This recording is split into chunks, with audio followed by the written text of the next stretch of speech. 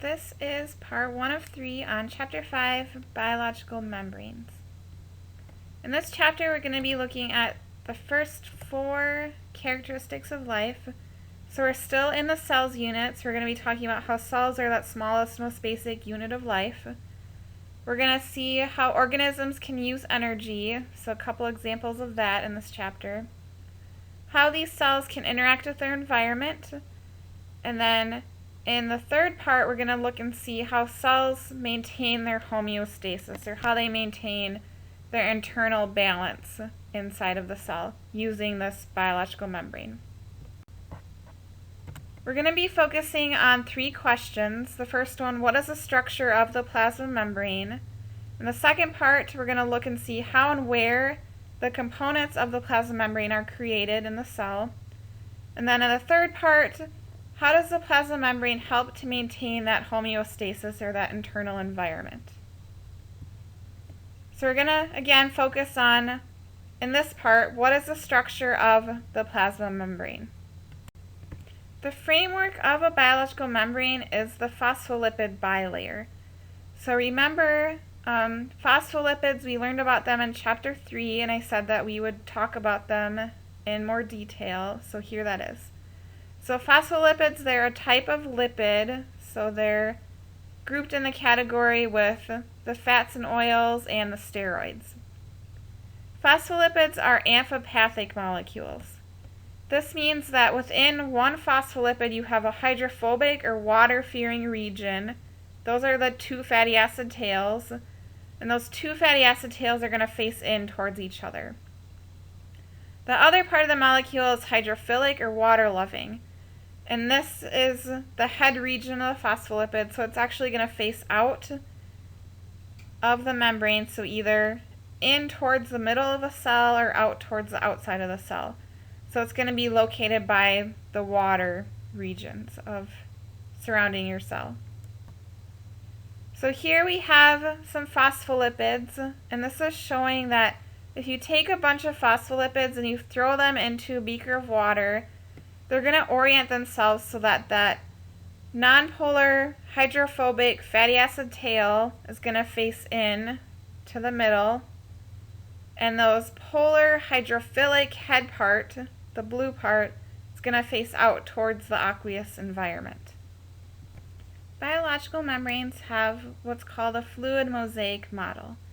So the mosaic part of this model is that the membrane is composed of lots of different types of molecules. So remember, we just talked about how these biological membranes are mostly made up of this fragment of phospholipids. But in addition to phospholipids, you can also have cholesterol, which is another type of lipid. Besides all those lipids, you have different types of proteins, and we'll look at 3 different types of proteins. And then you can also have carbohydrates that are attached to these lipids and proteins. So the mosaic part of this is just you have lots of different molecules that come together to form this working biological membrane. The fluid part of the model is that the membrane exhibits properties that resemble a fluid. So these lipids and proteins, they can be moving around. They're not just sitting in one place. This is showing a biological membrane.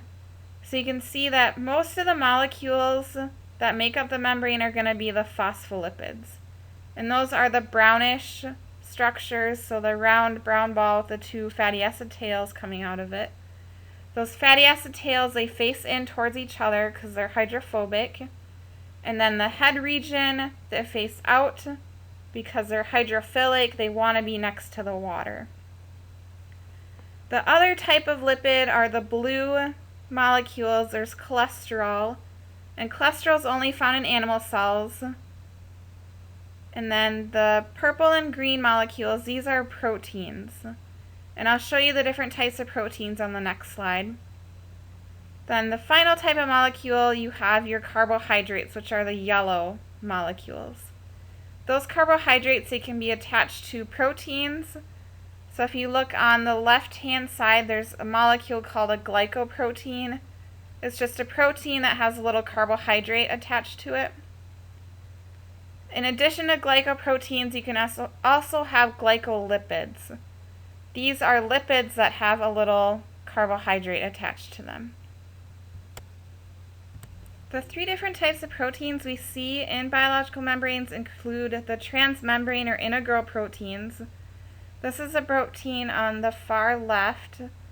So transmembrane or integral proteins, they stick out on both sides of the membrane. The second type of protein is called the peripheral membrane protein. And these proteins, they're usually attached to a transmembrane protein. So they're part of the biological membrane, but they're not directly connected to any of the phospholipids. So they're just peripheral or on the outside. The third type of protein is called the lipid-anchored protein, which is on the far right side of the image. These proteins, they have a little fatty acid tail or lipid attached to them. This allows the lipid-anchored proteins to insert itself into the membrane. And you can see that in the image up here. So again, we have one, transmembrane or integral proteins. The second type are the peripheral membrane proteins. And the third type are the lipid-anchored proteins. Besides being composed of all these different types of molecules, having that mosaic part to our membrane, we also have to have that fluid part. So we say that membranes are semi-fluid. So fluidity, it's just where we have something where the individual molecules remain in close association with each other, yet they have the ability to move within the membrane. So our phospholipids, for example, are very, very fluid. They can move very easily in the membrane. Semi-fluid just means that most lipids can rotate freely around their long axes. They can move laterally within the membrane. Some proteins can move, but some molecules are actually rigid or they're going to be held in place. Lipids can move in three different ways. So they have two types, which are spontaneous lipid movements. So these movements do not require any energy in order to have it occur. So we have lateral movement shown at the top. This is where a phospholipid can start in one location and then it just moves around on its side or in its leaflet in our membrane. The other type of spontaneous lipid movement is called rotational movement. This is where the lipid can just rotate on its long axis. And again, these two types of movements do not require any energy. The third type of phospholipid movement is where we flip-flop the lipid from one side or one leaflet to the opposite side or opposite leaflet. This is not spontaneous. It actually requires energy. And besides energy, we also need an enzyme called Flippase. So this enzyme Flippase is going to help the phospholipid move from one side to the other. And then we're also going to use ATP, or we use that energy in order to do that. Some phospholipids move a little more easily than other types of lipids, so there's different factors that can affect how fluid the membrane is going to be. So one factor is the length of the fatty acid tails. The longer the fatty acid tails, the less fluid the membrane's going to be. If you have short fatty acid tails, that membrane's going to be more fluid because the lipids can move around a little more easily. The second factor is the presence of double bonds. And in order to understand this, you have to go back to chapter 3 when we looked at different types of fatty acids. So there's saturated and unsaturated fatty acids. Saturated fatty acids, those are the straight fatty acids that can stack up very closely together, and they're actually solid at room temp. So they're less fluid at room temp.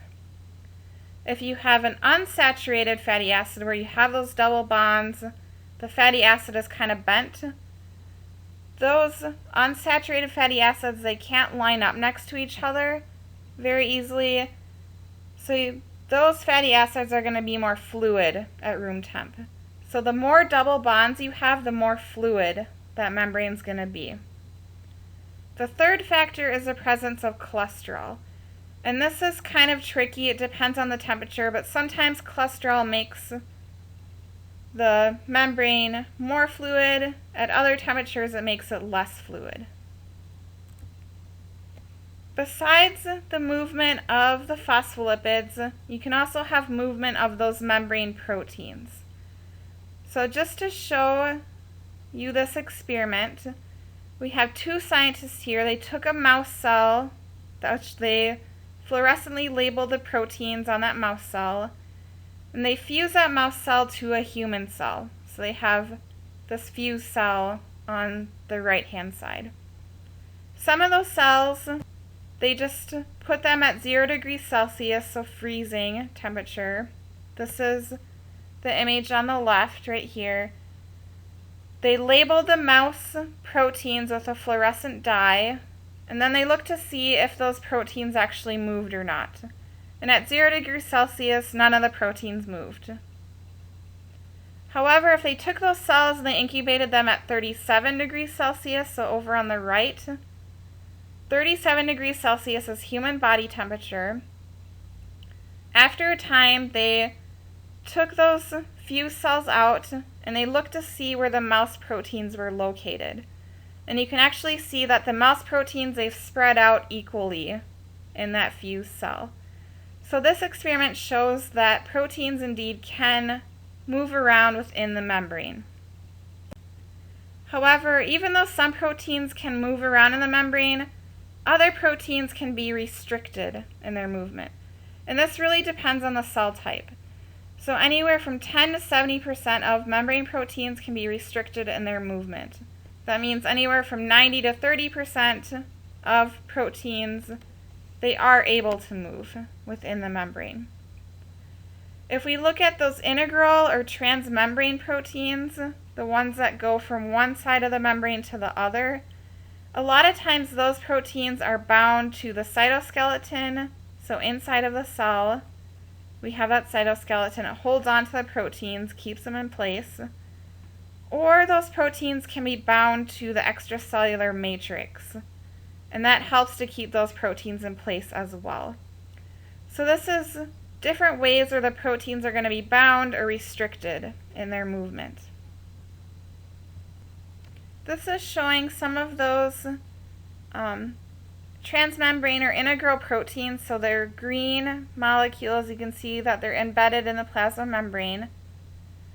So like I just said, some of those proteins, they're either attached to the cytoskeleton, which is inside the cell. It's the red filaments on the bottom. Or those integral proteins can be attached to the extracellular matrix. And that's how these proteins are kept in place so they can't move in that plasma membrane. So we talked a lot about lipids and proteins. The other type of molecule that you find in biological membranes are the carbohydrates. So usually we find these carbohydrates attached to lipids or proteins. And that process is called glycosylation. So glycosylation is just the process where we covalently attach a carbohydrate to either a protein or to a lipid. So this is where you're going to get your glycolipids, a carbohydrate attached to a lipid, or you're going to get glycoproteins, where you have a carbohydrate attached to the protein. The functions of glycosylation, so these carbohydrates that we're attaching onto the membrane, onto these lipids and proteins, they can serve as recognition signals for other cellular proteins. They can play a role in cell surface recognition. So this is when cells want to determine if the cell belongs where it is or if it does not belong. So it's self versus non-self, kind of cell recognition. These carbohydrates can also have protective effects for that cell. If there are a lot of carbohydrates attached to the outside of the plasma membrane, it can actually make up another layer called a glycocalyx. So here we have a cross-section of a cell. You can see the nucleus part is labeled. We have the plasma membrane. And then right outside the plasma membrane, you have a really dark black layer of carbohydrates.